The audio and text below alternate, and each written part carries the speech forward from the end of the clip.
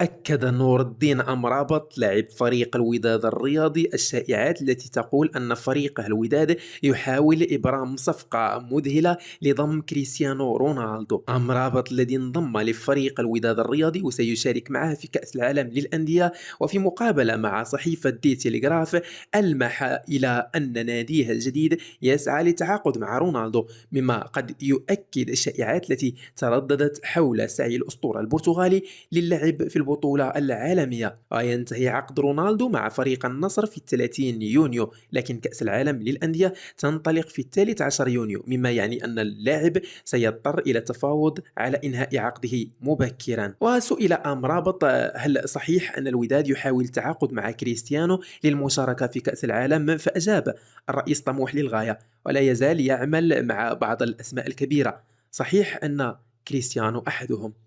عبر المهاجم